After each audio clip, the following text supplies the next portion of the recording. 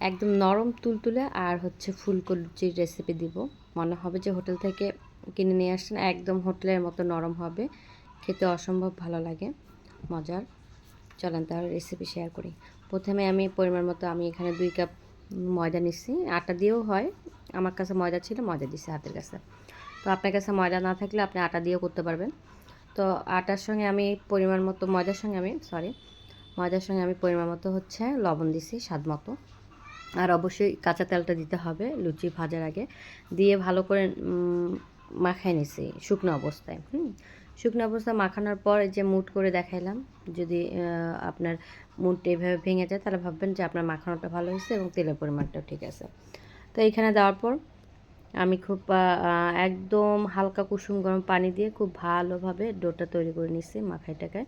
তারপর এখানে একটু লুচির সাইজে ছোটো ছোটো আকারের করে নিচ্ছি। আমি একদম ছোট ছোট করব না, একটু বড়টাই করব, একদম হোটেলের স্টাইলে, মনে হবে হোটেল থেকে আনা এরকম। আমি এর চেয়ে ছোটো করি, কিন্তু ছোট করব না আজকে, একটু বড় বড়ই করব। তো এই যে একটু ডলাডলি করতেছে। আমার এই লুচি বানাইতে গেলে গোল হতে চায় না, জানি না কেন। এই লুচির গোল করতে আমার অনেক সময় লাগে যায়। হ্যাঁ, মানে আমি গোল করতে পারি না, তাও অনেক কটা হয় আবার অনেক কটা হয় না। যাই হোক, সব তো পেটেই যাবে, গোল হোক আর যেমনই হোক। তারপর অনেক চেষ্টা করলাম একদম গোল করার জন্য। ভাজার পর অনেক সময় ফুললে দেখা যায় গোলের মতোই লাগে। যাই হোক, সেটা কোনো ব্যাপার না, পেটেই তো যাবে, তাই না? তারপরে এই যে চুলায় চলে আসলাম।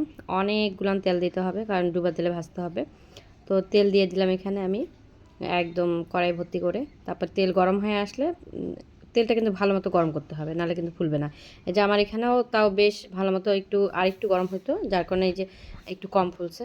তো যাই হোক, এরপর থেকে পরে আরেকটু হিট করে নিলাম তেলটা। তারপরে এক এক করে দিলাম আর ভেজে তুললাম।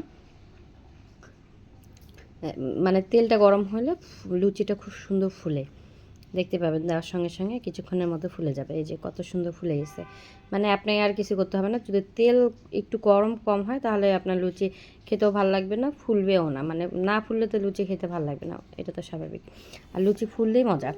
তো এইভাবে আমি প্রতিটা লুচি ভেজে নিব, একটু লালচে লালচে কালার হবে। এই যে দেখতে পাচ্ছেন, এখানে দিতে যায় আমার হাতে না চ্যাংটা লাগছে। যাই হোক, একের পর এক এইভাবে লুচি ভেজে যাচ্ছে। আমার পাশ দিয়ে আমার মেয়েটা করছে, আমিও ভাজি। তো ওকে বললাম যে না মা, আগুনের পারে এবং হচ্ছে তেলের কাছে তোমাকে থাকা যাবে না, তুমি যাও। তো আমার পাকনা মেয়ে তো থাকতেই চায় খালি। যাই হোক, এইখানে আমার ভাজা প্রায় কমপ্লিটের দিকে, আর একটু আছে, কয়েকটা বেশি বানাইনি, অল্প কিছু বানাইছি। তো আমি ভাজতেছি আর তুলতেছি, ভাজতেছি আর তুলতেছি, ভাজা হয়ে গেছে, এই একটাই লাস্ট ছিল। যাই হোক, আমার ভাজা হয়ে গেছে। সবগুলো উঠাই একটা মাটির পাত্রে রাখলাম। এই যে দেখেন কত সুন্দর কালার আসছে। তো সবাই ভালো থাকবেন, খোদা হাফেজ।